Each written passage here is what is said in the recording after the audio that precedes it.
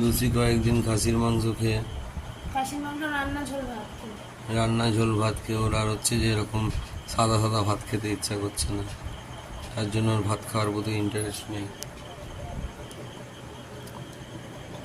মেরে দেবো কিন্তু তোকে আমি। লুচিকে মেরে দেবে কিন্তু। খেয়ে নাও বাবু, খেয়ে নাও, ভয় ভয় খাও, ভয় ভয় খাও। সয়াবিন দিয়ে ডিম দিয়ে ভয় মাখা। ভয় খাও, ভয় ভয় খাও। সোয়াবিন দিয়ে ডিম দিয়ে মাখা। এখন ওকে ঝোল তরকারি দিয়ে মেখে দিলে